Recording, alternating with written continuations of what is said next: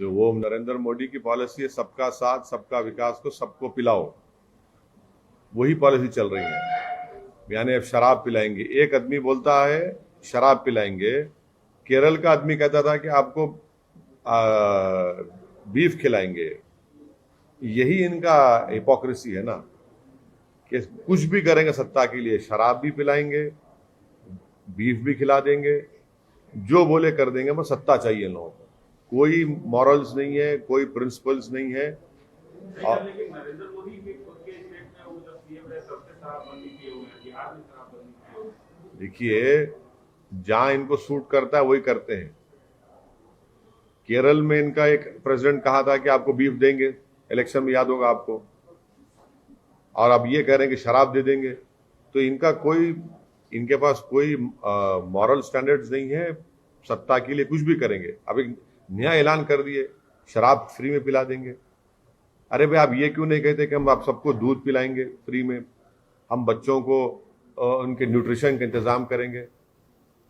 ये शराब से बड़ी मोहब्बत होगी बीजेपी वालों को, बहुत ज्यादा मोहब्बत नजर आ रही शराब से। ऐसा लग रहा है कि अंगूर की बेटी से निकाह कर चुके हैं लोग। सर, मालेगांव ब्लास्ट केस में योगी जी ने कहा कि जो हिंदू संगठन लोग हैं और हिंदू लोगों को टारगेट किया गया और कांग्रेस इसकी माफी। किसने कहा? योगी आदित्यनाथ।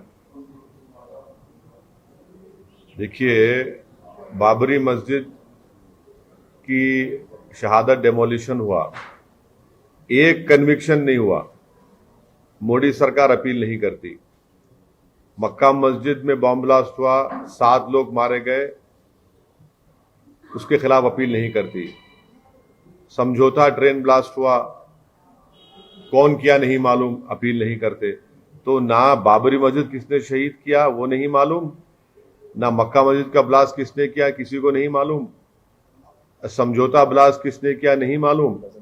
मालेगांव में 2006 में खबरस्तान में बॉम्ब ब्लास्ट हुआ, 48 लोगों की मौत हुई। 2008 में यहां पर बॉम्ब ब्लास्ट हुआ मालेगांव में, दोबारा 8 लोगों की मौत हुई। अब ये तमाम विटनेस अगर हॉस्टाइल हो रहे हैं तो इसका मतलब ये है कि ये केस खत्म हो जाएगा।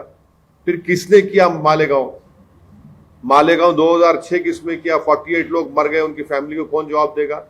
मालेगांव 2008 में 8 लोग मौत हुई, कौन किया। क्या साध्वी प्रज्ञा ठाकुर के नाम पे वो मोटरसाइकिल है नहीं है। मुंबई में 92 के ब्लास्ट में एक मारुति वैन थी एक लेडी की, वो वैन के ऊपर उसको सजा हो गई, तो इस पर सजा नहीं हो सकती क्या? अब ये तो बताना पड़ेगा सरकार को। क्या ये सरकार मरने वालों जो मौतें हुई है उनको इंसाफ दिलाएगी नहीं दिलाएगी? आप तो खामोश बैठे हुए हैं। ये तो सरकार का काम है, सरकार तय खून दे। जो लोग मर गए मालेगांव में, जो लोग मरे हैदराबाद में, जो समझौता ब्लास्ट में मरे, उनको क्या मैसेज दिया जा रहा है, क्या मैसेज दिया जा रहा है उनको? सर, कानपुर में एक समाजवादी पार्टी के कुछ लोग बीजेपी के नेता बन के प्रधानमंत्री की जो रैली उसमें कार में तोड़ किए। किसमें? प्रधानमंत्री मोदी की रैली में कई लोगों ने तोड़फोड़ की है, गाड़ी की कांच। किसकी गाड़ी की तोड़फोड़ की? बीजेपी की गाड़ी तोड़फोड़ की है और समाजवादी पार्टी के लोग भी हैं। मेरे को नहीं मालूम, मेरे से अभी मालूम हो रहा है, नहीं मालूम, इस बारे में कोई इल्म नहीं है। सर, यूपी में कैश टनल मिला है, कहीं ट्रंक्स भर भर के कैश मिला है, उस पे आपका क्या कहना है? रेड्स चल रहे हैं यूपी में। प्रधानमंत्री से पूछना चाहिए कि नोटबंदी के बाद भी इतना पैसा कैसा आया वहां पर। डिमोनेटाइजेशन के नाकाम हो गया प्रधानमंत्री जी। 500 गई, 2000 हजार गई, क्या क्या बोले थे। अब ये भाई यहां तो माशाल्लाह खजाना निकल रहा है, 180 करोड़ रुपए, जिसमें 2000 की नोटें भी हैं। यूपी प्रदेश में ठोक दो के बावजूद भी इतना पैसा निकल रहा है। डिमोनेटाइजेशन शुरू दिन से हम कहते नाकाम साबित है, नाकाम साबित हो गया। इतना इतना नोट रहा है वहां पर और ये पता चलाना चाहिए कि आखिर ये इतना पैसा है किसका, सरकार बता दे। इसकी खुशबू तो पूरे भारत में फैल रही है। सर, आप उत्तर प्रदेश में काफी सक्रिय हैं, आप बहुत ज्यादा उत्तर प्रदेश जा रहे हैं और वहाँ के जाड़े में आप गर्मी भी पैदा कर रहे हैं अपने सियासी वक्तव्यों से। लेकिन आप पे एक जोरदार एक आरोप लग रहा है, जो काफी पहले से लग रहा है, लेकिन इधर भी कुछ ज्यादा आप पे आरोप लग रहा है कि आप बीजेपी को जिताने के लिए इतनी मेहनत कर रहे हैं। नहीं, अब देखिए, जिंदगी में मेरे को कोई चीज आती है तो मेहनत करना आता है। मैं मेहनत कर रहा हूं, जो मैंने अपने बड़ों से सीखा है। अगर कोई मेहनत नहीं कर रहा है तो मैं क्या करूं उसमें। अब जिताना हराना तो जनता का काम है, और अल्लाह जिसके मुकद्दर में कामयाबी लिखा वो कामयाब होगा। अब हम क्या लोकसभा का चुनाव लड़े थे, फिर भी बीजेपी जीत गई, राहुल गांधी हार गए, 300 सीट पे बीजेपी आई, हम तो सिर्फ 3 पार्लियामेंट की सीट पर लड़े, और कहीं पर भी बीजेपी कामयाब नहीं हुई 3 पर हमारे लड़ने की वजह से। तो ये इल्जाम बेबुनियाद है। इल्जामात तो लगते रहेंगे, बड़े बड़े अंबियाओं पर, रसूलों पर, बुजुर्गों पर, औलिया अल्लाह पर इल्जाम लगे 10 दिनों इसी क्या है, मुझे कोई फर्क नहीं पड़ता। मैं अपना काम है मेहनत करना, अपनी पार्टी के लिए काम करूंगा, अपनी पार्टी के कैंडिडेट्स की कामयाबी के लिए काम करूंगा। और इलेक्शन जो लड़ा जाता है तो आप किसी को जिताने के लिए या खुद को हराने के लिए नहीं लड़ते इलेक्शन, अपने कैंडिडेट को जिताने के लिए इलेक्शन लड़ते हैं। हम मेहनत करेंगे, इल्जाम लगता है लगने दीजिए। इसका मतलब यह है कि अब सबको अंदाजा हो रहा है कि एमआईएम पार्टी का मौक़िफ़ बड़ा स्ट्रांग है, और ये देख रहे हैं कि कितना आवाम का अज़्दहाम है, कितना स्पॉन्टेनियस लोग आते हैं। और हमारे पास, हमारे पब्लिक मीटिंग्स में लोगों को पकड़ पकड़ कर लाया नहीं जाता है, मोबिलाइज नहीं किया जाता है, तो खुद मोहब्बत से आते हैं। देखिए फिरोजाबाद में क्या हाल था, फिरोजाबाद में तो पूरा फिरोजाबाद उमन पड़ा शहर पूरा उस पब्लिक मीटिंग में। सर, हम ये जो कैश टनल की बात करते हैं, जो अभी रिसेंटली मिला है, तो बीजेपी कह रही है कि इसमें एसपी का हाथ है, मतलब एसपी पार्टी का हाथ है, पर एसपी वाले कह रहे हैं कि उनका कोई हाथ नहीं है। नहीं, चलिए किसका हाथ है नहीं है, मगर इतना पैसा एक आदमी के पास कैसे आया।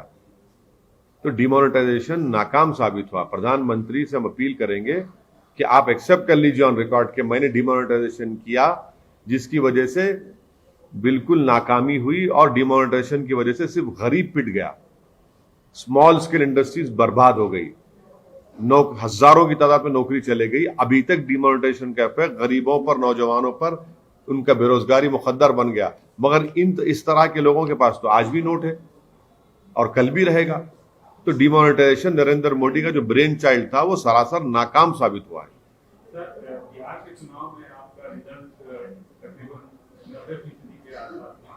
नहीं, 19 सीट लड़े थे, जिसमें से हम 5 सीट पर कामयाबी हासिल किए, 9 पर महागठबंधन जीते हमारे खिलाफ में, और 6 पर एनडीए ने कामयाबी हासिल की। कितनी सीटें उम्मीद कर रहे हैं? अब देखिए ना, मैं हथेली की लकीरों को देखकर बोलने वाला तो एक्सपर्ट नहीं हूं, ना मैं सेफोलॉजिस्ट हूं, ना सितारों को देखकर बोलने का इल्म है।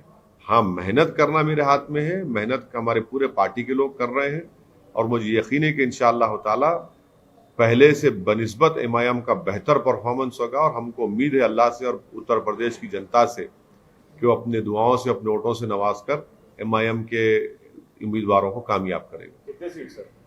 100 सीट पर तो शौकत साहब प्रेसिडेंट ऐलान किए हमारे कि हम चुनाव लड़ने की तैयारी कर रहे हैं।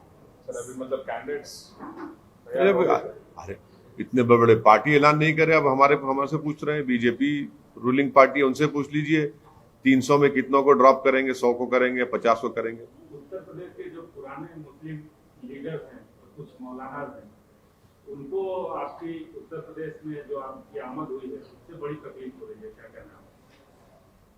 नहीं, मैं उनकी तमाम की इज्जत करता हूं, और उनको तकलीफ हो रही है तो मेरे पास उनकी तकलीफ की दवा है, वो मुझसे राब्ता कर लें, उनकी तकलीफ दूर हो जाएगी अगर मुझसे मुलाकात करेंगे। मगर उनको ये देखना है कि जयंत चौधरी के स्टेज पर 10 साल का जमीरुल्लाह एक एमएलए है, उसको आप ढकेल देते हैं। कई ऐसे वीडियोस आ रहे हैं कि बड़े बड़े मुस्लिम नेता हैं समाजवादी के, उनको पीछे बिठाया जाता है। ये क्यों हो रहा है? हम तो ये बोल रहे हैं कि हिस्सेदारी की लड़ाई एमआईएम पार्टी लड़ रही है, आप हिस्सेदारी की लड़ाई में आप शामिल हो जाइए, आप आगे बढ़िए, हम आपके पीछे काम करेंगे। आप बहुत आपने साथ दिया, आप देखिए कितने सम्मेलन, ब्राह्मण सम्मेलन हो रहा है, ठाकुर सम्मेलन होता है। अरे भाई, मुसलमानों की तो कोई अहमियत ही नहीं रही ना उत्तर प्रदेश में, उनकी वोट की वैल्यू की अहमियत नहीं रही। तो इसलिए हम इन तमाम बुजुर्गों से अपील कर रहे हैं कि इन नौजवानों की सरपरस्ती करिए बाप। ये जो नौजवान जो दौड़ रहा है, हिस्सेदारी की लड़ाई लड़ रहा है, आप उन नौजवानों की सरपरस्ती करिए, उनके लिए दुआ करिए, उनके लिए आशीर्वाद करिए, और यकीनन आपको जो तकलीफ हो रही है मेरे पास उसका इलाज है, मेरे से मुलाकात करिए। सर, कांग्रेस मतलब सपोर्ट करना, योगी का स्टेटमेंट आपने देखा होगा, कांग्रेस सत्ता में है जब हिंदू संगठन के लोगों को टारगेट करके मालेगांव ब्लास्ट में फंसाना, और जब ऑपोजिशन में है विरोध करना, ये योगी जी का स्टेटमेंट था। इस पे आप देखिए, चाहे सत्ता क्या करना चाहिए? सुनिए, चाहे कांग्रेस पावर में रहो या बीजेपी पावर में रही है, मिसकैरेज ऑफ जस्टिस अगर किसी से हुआ है तो मुसलमान से, दलित से हुआ है, आदिवासियों से। इन दोनों पार्टियों ने किया है। तारीख है, हमारी हिस्ट्री है कि कितने जेलों में सड़ गए। यूएपीए का इस्तेमाल किस पर होता है, पोटा का इस्तेमाल किस पर हुआ, टाडा का इस्तेमाल किस पर हुआ, मुसलमान, दलित, आदिवासी पर हुआ, और तमाम मिसकैरेज जस्टिस है। कंप्लीट मिसकैरेज ऑफ जस्टिस अगर किसी से हो रहा है तो इन 3 कम्युनिटीज से हो रहा है। ये दोनों पार्टीज जो पावर में रहते हैं, इसमें कोई डिनाई नहीं कर सकता। 1.5 साल, 3 साल, 4 साल जेल में और बरी हो जाते हैं। क्या बीजेपी के 6.5 साल में उन्होंने इस्तेमाल नहीं किया? कानून को गलत इस्तेमाल किया, जेलों में डाल दिया, और 4 साल 5 साल के बाद बरी हो जाते हैं। कोई पूछने वाला नहीं है उनको, कोई सजा देने वाला नहीं है उन पुलिस ऑफिसर्स को। सर, क्या करना चाहिए सर? मतलब आप अभी क्या करना चाहिए, कैसा? कानून में तरमीम करिए कि जो कोई भी गलत तरीके से किसी पर झूठा केस डालेगा तो उस पर भी सजा होगी, उसको, ऑफिसर पर या जो भी प्रोसिक्यूशन करेगा। क्या बात है, आप बताइए, 5-5 साल, 6-6 साल आप जेल में रहेंगे, और जब निकलते हैं उसके बाद केस खत्म, कोई पूछने वाला नहीं है। एक लड़का 8-9 साल राजस्थान में जेल में था, जाकर अपनी अम्मा की खबर पर रोता है कि अम्मा तुम आज मेरे सामने नहीं है। क्या हो रहा है ये? तो मिसकैरेज ऑफ जस्टिस डेफिनेटली हो रहा है। और इसी तरह के कानून जब आप बनाएंगे तो कानून आप बना देते, बुक कर देते, और जेल में उनको डाल देते, सड़ा देते वहां पर, और 8-9 साल के बाद तो बरी होते। सर, कोविड केसेस जैसे हम देख रहे हैं बढ़ रहे हैं दिन ब दिन, और अब जो है वो प्रधानमंत्री नरेंद्र मोदी ने बूस्टर डोज भी अनाउंस कर दिया है। देखिए, प्रधानमंत्री जो है ना, वो बूस्टर छोड़िए, प्रधानमंत्री हमको ये बता दे कि मैंने पार्लियामेंट की स्पीच में ये कहा था कि हमारे हेल्थ वर्कर जो है फ्रंट लाइन, उनको कोविशील्ड या कोवैक्सीन का 2 डोज लेकर 7.5-8 महीने हो गए। अब ये कह रहे हैं कि प्रिकॉशनरी वैक्सीन। अरे भाई, उनकी इम्यूनिटी खत्म हो चुकी है। प्रधानमंत्री देश को बता दें, नंबर 1, कि उनको प्रिकॉशनरी वैक्सीन तो कोविशील्ड कोवैक्सीन नहीं लग सकता है, सब एक्सपर्ट्स ने कह दिया। तो क्या प्रधानमंत्री कोवोवैक्स या जेनोवा का mRNA वैक्सीन लगाएंगे, या बायो ई का भारत बायोटेक का जो नेजल देंगे?